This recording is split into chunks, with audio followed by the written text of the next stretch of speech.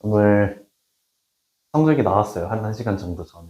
의문사를 많이 당해가지고 선생님들 한 번씩 더 찾아봐야 될 것 같은데 전공이 4개인데 4개 다 A 플러스에서 B 제로까지를 골고루 받았거든요. 전혀 예상도 못했는데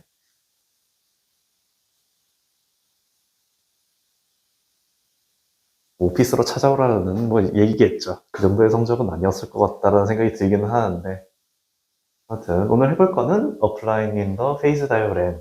저번 주차부터 계속 적용하는 거에 대해서 하고 있었죠. 배웠던 거에 대해서. 페이즈 다이어그램에서 조금 간략하게 좀 개괄적으로 적용하는 거를 알아보도록 할 겁니다. 페이즈 다이어그램을 보기 전에 이 G커브라는 친구를 알아야 합니다.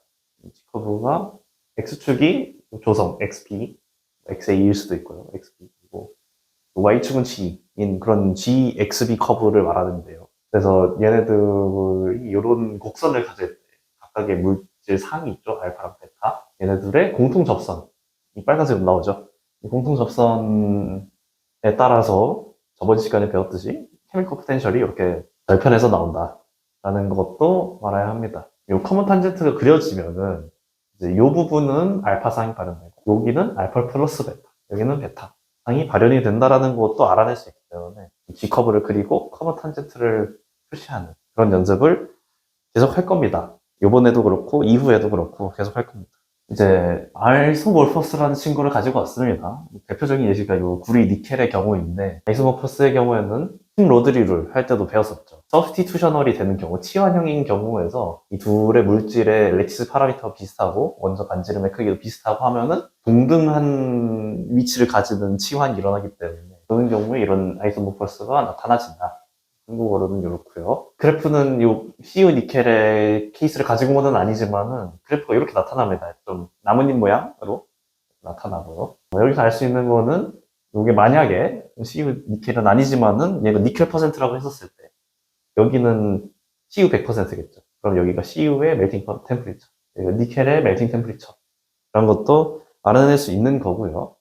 이 그래프가 페이스 다이어그램이죠. 이 페이스 다이어그램에 대해서 G커브를 그리면은 이렇게 나옵니다. 이거는 손필기라서 조금 삐뚤빼뚤하긴 한데 A랑 B 물질이 있다고 했었을 때 아까 말했듯이 A의 멜팅 템퍼리처가 이 T2 지점인 거고 아까 그래프랑 똑같죠?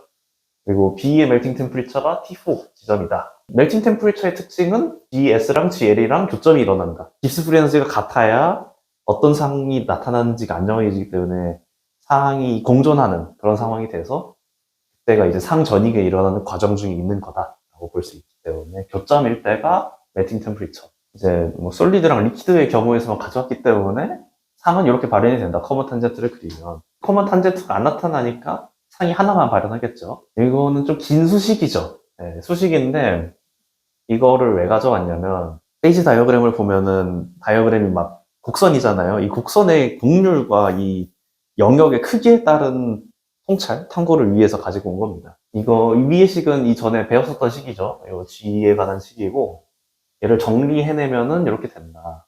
여기서는 XA를 1-XB로 나타냈죠. 분준을 더하면 1이니까. 얘를 XB에 대해서 미분을 합니다. 그러면 이런 식이 나오고 묶어내면 뭐 이렇게 나오고 또 묶어냈죠. 요거 오메가에 대해서. 요거는 LN에 대해서 표기를 바꾼 거고. 그래서 이 XB는 이런 익스포넨셜식으로 나타낼 수 있다. 라는 거고, 솔루빌리티가 증가하면은 XB는 감소하고 뭐 이런 관계를 가지게 된다. 라는 거죠. 왜냐면 여기 마이너스가 있으니까. T가 증가하면은 마이너스 때문에 감소해야 됐지만은 증가하고, 얘가 증가하면은 마이너스 때문에 감소한다. 라는 관계식을 그래프에서 보면은 Y축이 T인 경우가 페이지 다이어그램에서 주로 보는 형태이기 때문에 요거는 그래프를 그리기 쉬운 형태고 이렇게 각각을 나타낸 겁니다. 예, 만약에 여기서 뭐 T가 증가하거나 솔로빌리티가 증가한다 라면은 이렇게 됩니다. 그래프가 내려왔죠. 한 번에 나타내면은 이게 첫 번째, 이게 두 번째 케이스입니다. T라는 거는 이 가해지고 있는 온도를 나타내는 솔로빌리티는 뭐 물질에 따라서 다른 거기 때문에 물질이 바뀐 경우겠죠. 주구장창 봐왔던 이 철과 탄소 페이즈 다이어그램이죠.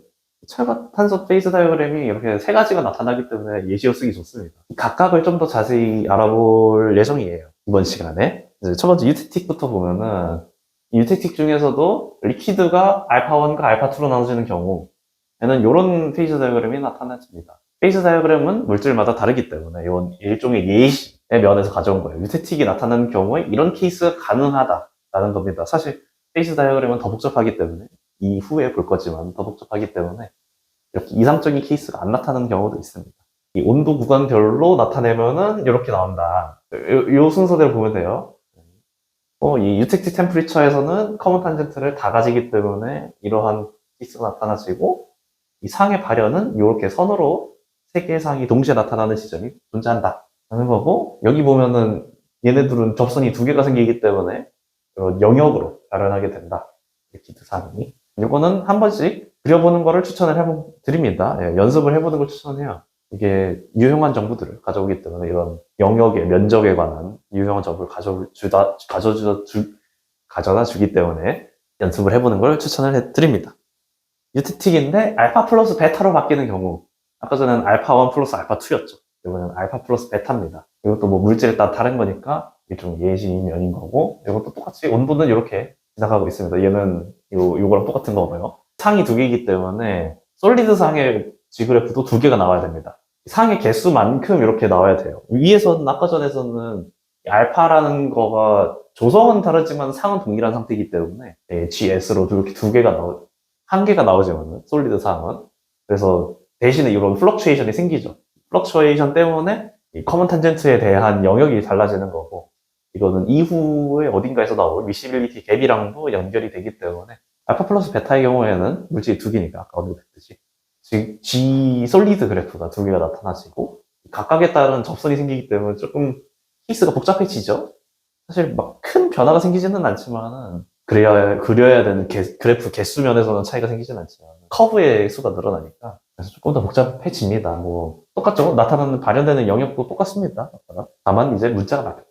트리테틱의 경우입니다. 이것도 첫 번째는 알파 1에서 알파 2 요 케이스고요. 이 뒤에 거가 알파 베타 케이스입니다. 이 상은 같지만 조성이 다른 상태이기 때문에 플럭추에이션이 나타나는 GS 커브를 가진다. 커먼 탄젠트를 그렸을 때 이런 식으로 나오고요. 트리테틱 템퍼리처에서는 이렇게 삼중상이 나타난다. 이제 알파 베타의 경우에는 베타 쓸 때마다 조금 그림이 달라지는데 뭐 그러려니 하십시오. 베타 쓸 때마다 항상 마음에 안 들기 때문에 제가 쓰는 베타 상식은 여기도 똑같이 템퍼리처별로 이렇게 나타나는 영역은 같지만 누누이 언급했듯이 알파 베타 솔리드 상이 두 개이기 때문에 솔리드 G 그래프도 두 개여야 된다. 인터미디어 페이즈라는 친구가 나옵니다. 중간상이라고 한국어로 번역을 하는데, 인터미디어 페이즈가 나타나는 경우는 크게 세 가지입니다. Composition lies in the intermediate region between two terminal solid solutions. 콩그런트한 intermediate phase인 경우고요. 두 번째가 stable for a small compositional range. 세 번째가 crystal structures distinctly differ from the two terminal solid solutions의 케이스입니다. 이 세 가지 케이스는 실제 페이즈 다이어그램을 가지고 보는 게 좋을 것 같아서 하나 가지고 왔습니다. 있는 걸 가지고, 여기 있는 거 가지고 위에다가 그린 겁니다. 아예 새로운 물질을 창조해낼 수는 없으니까요. 얘는 뭐 어토믹 퍼센트인데 요거는 뭐 달라지니까 상관은 없고. 여기서 보면은 인터미디어 페이즈가 중간에 이렇게 대문짝만하게 물질별로 나오는 경우가 인터미디어 페이즈입니다. 알루미늄 니켈, 알루미늄 3 니켈 2, 알루미늄 니켈 3, 뭐 알루미늄 3 니켈 5, 뭐 이런 친구들이 인터미디어 페이즈인데요. 이렇게 큰 넓은 면적으로 나타나는 친구가 콩그런트한 1번 케이스입니다. 1번 케이스는 리퀴드랑 접점이 생겨요. 리퀴드에서 변화할 수 있는 케이스가 이 콩그런트한 인터미디어 페이스다.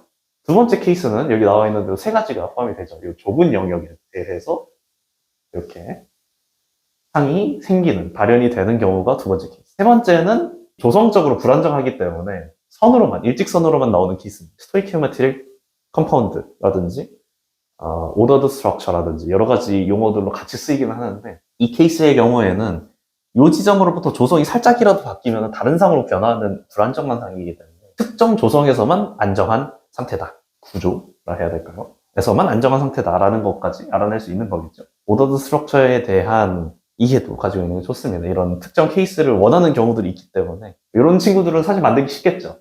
그렇지만 이런 친구들은 만들기 어렵기 때문에 요거를 연구하는 쪽이 조금 더 현재 진행되고 있는 방향이다. 크리틱틱인데 인터미디어 페이즈가 이렇게 베타가 들어가 있는 경우에는 이렇게 나타납니다. 알파랑 감마가 있었을 때 베타가 인터미디어 페이즈로 들어가면 이렇게 생기는 거고요.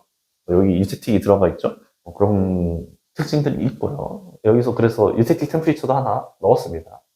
여기서 유태틱이 나타나기 때문에 여기 있군요. 매번 있는 위치가 달라지기 때문에 어쩔 수 없어요.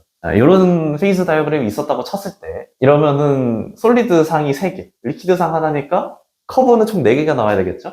그래서 여기 알파, 베타, 감마, 리퀴드 그래서 4개의 커브가 나옵니다.